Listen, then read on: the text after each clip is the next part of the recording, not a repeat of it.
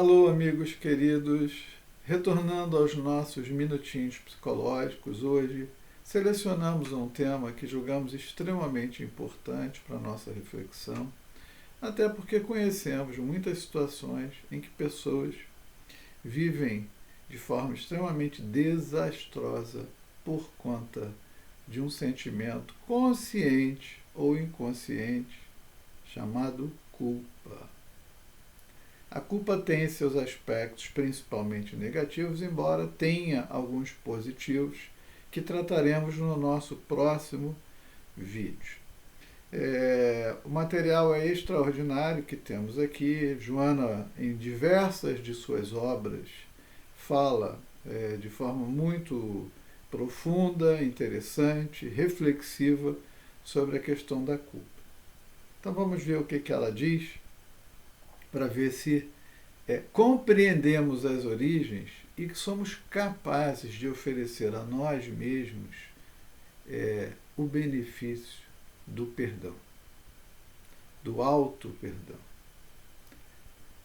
Na obra Jesus e a Atualidade, ao se referir à culpa, ela diz que é uma sombra perturbadora na personalidade, responsável por graves enfermidades causadoras de desgraças diversas. E completa dizendo que a culpa esculpida nos painéis profundos da individualidade programa, por automatismos, os processos reparadores por si mesmos. Vocês entenderam isso? A personalidade é a atual existência. Sou eu, Paulo, é você, José, Maria, Amanda, Marise, Maria de Nazaré, que me manda mensagens e eu agradeço, e todos os demais. A personalidade é a atual existência. E quando ela diz individualidade, ela está falando do espírito. Então ela está dizendo o seguinte, que a atual personalidade sofre os impactos, os reflexos daquilo que está estabelecido no íntimo do espírito por conta de experiências passadas, que podem ter acontecido nesta própria existência, mas provavelmente e principalmente acontecem em existências anteriores. E ela até mostra isso de uma forma assim muito mais enfática, profunda, em sua obra O Homem Integral. Quando ela diz assim, ela está tratando até do tema medo, mas ela diz assim, os fenômenos fóbicos procedem das experiências passadas. E aí ela grifa assim, reencarnações passadas, nas quais a culpa não foi liberada, face ao crime haver permanecido oculto, ou dissimulado, ou não justiçado, transferindo-se a consciência faltosa para posterior regularização. Então, aqueles crimes, aquelas situações em que estivemos envolvidos, que de alguma forma não foram descobertos, trazem para nós aquilo que ela chama de consciência faltosa. Vocês já conheceram pessoas bonitas, inteligentes, instruídas, que a vida delas é um fracasso? E muitas vezes por quê?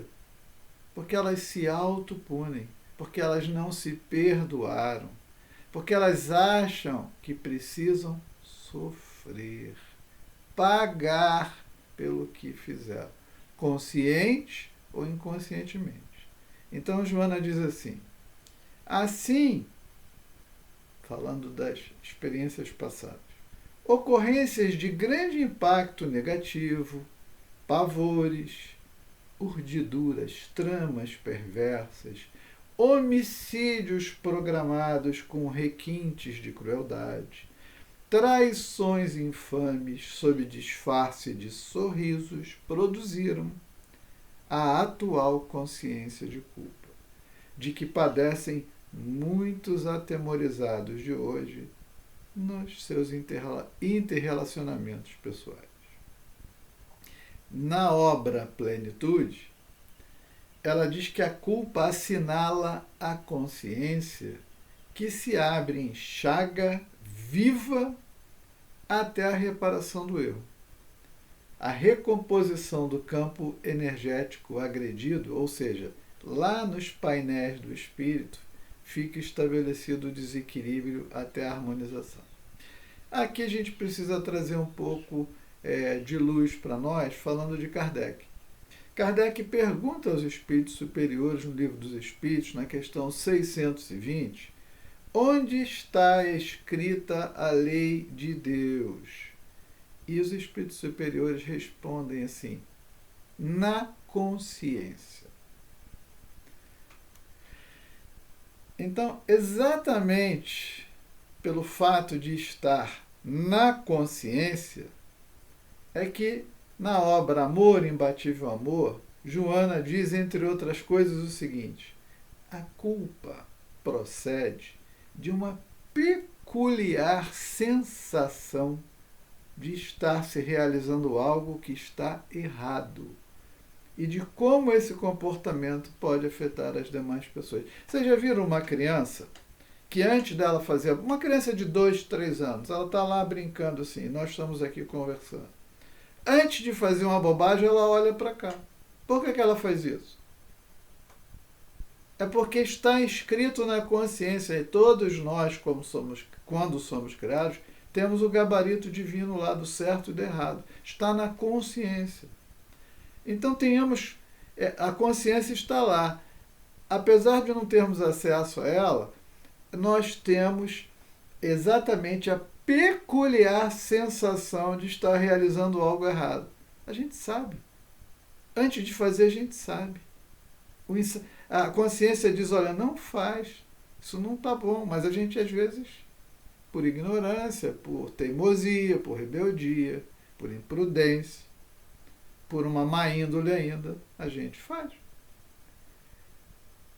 Então, ela diz que a consciência aciona e diz que isso gera um sentimento que proporciona uma correlação entre a capacidade de agir correta ou erradamente. Ou seja, a gente tem o insight. Sabe aquela história de Jesus? Não nos deixais cair em tentação? Se nós ouvíssemos a nossa consciência, o nosso amigo espiritual, benfeitor antes, a gente não faria muitas das coisas. E aí, obviamente, que quando a gente produz o ato equivocado, ela diz, o fato de haver se equivocado, sem uma estrutura equilibrada do ego em relação ao corpo, produz uma distonia que gera sentimentos profundos de amargura e desajuste emocional. A gente começa a desenvolver, eu errei e eu me sinto culpado. Isso vai produzir efeitos, inclusive, não apenas emocionais, mas no meu corpo físico. E ela diz, a culpa não diluída é terrível flagício, que dilacera o ser, seja conscientemente ou não, impondo a necessidade da reparação do dano causado. Na obra O Despertar do Espírito, ela traz para nós informações profundas para nossa reflexão. Ela diz o seguinte, que a culpa sempre se esculpe no inconsciente. Quer dizer, ela vai lá para os painéis superiores do espírito, onde a consciência está lá e disse assim, olha, essa coisa não ficou bem feita. Isso está em desarmonia, você tem que reajustar. Daí não saireis até houverdes pago o último ceitil. O grande juiz está na nossa própria consciência, não é Deus interferindo, dando prêmios ou castigos. Os gabaritos divinos já estão na consciência e não vão permitir que a coisa vá adiante enquanto não haja reharmonia. Porque Deus é harmonia, é saúde, é equilíbrio. Então, que a culpa sempre se esculpe no inconsciente como uma necessidade de punição, através de cujo mecanismo o ego se liberta do delito. Quando eu li isso, eu A princípio, eu nunca gosto da palavra punição, porque eu acho que a lei de Deus é sempre educativa, reeducativa, jamais punitiva. Mas ela fundamenta por que usou essa palavra. Ela diz assim, apesar dela ter empregado o termo punição, e diz que a culpa foi originada na conceituação ancestral do pecado, herança atávica do pecado original, né? Que seria a desobediência de Adão e Eva. Quantas encarnações estivemos nas religiões tradicionais onde foi colocado dentro de nós essa informação e de que a gente, sabe, como que a gente pode conceber a ideia de levar uma criança numa igreja para batizá-la, para liberá-la de uma culpa? Se ela acabou de nascer, quando a pessoa não acredita em reencarnação, aquele espírito foi produzido ali, talvez na concepção, através da fertilização do óvulo pelo espermatozoide ou no ato do nascimento. Por que aquela criança tem uma culpa? Que culpa é essa que ela precisa ser batizada para ser liberada? É a culpa do Adão e Eva. Nós sabemos que não é assim. Aquela criança já é um espírito velho que vem com um acervo, né, de bondades e maldades. E que o batismo não vai resolver isso. Mas as pessoas, então, ela está dizendo, ela está usando essa expressão punição porque ela está fazendo referência a toda essa estrutura psicológica que foi jogada em cima de nós. Bom, nós também participamos, né? Eu, com certeza, fui sacerdote em diversas encarnações, mau sacerdote. E, obviamente, tenho a minha parcela de responsabilidade, por isso estou aqui hoje falando para vocês, tentando, pelo menos, redimir-me, dando a informação certa em vez de distorcê-la. Então, ela diz, né, que esse termo punição, ele vem da culpa, toda essa entranhada em nós por uma sucessão de encarnações em que a gente acha que é pecador e que tem que sofrer, tem que pagar. E ela chega a dizer o seguinte, que Adão e Eva, culpa, tudo isso são arquétipos ancestrais do ser humano, né? Óbvio, aquela ideia de que caíram do paraíso, a árvore da sabedoria, do bem e do mal, e que isso tem sido, ao longo do processo de evolução, um agente. Olha a palavra que ela usa, a expressão. Ela diz que tudo isso funcionou como um agente cruel punitivo, que vem desequilibrando o nosso mecanismo psicológico. Desse modo, a consciência de culpa torna-se tortura, lúcida ou não, para o emocional, gerando tormentos que poderiam ser evitados se outros processos houvessem sido elaborados para facultar a reparação do erro. E aí vem a doutrina espírita, o Consolador prometido, e nos oferece a reencarnação. Sempre como oportunidade de renovar, de fazer diferente, de reparar o mal produzido, de oferecer a si mesmo o auto-perdão.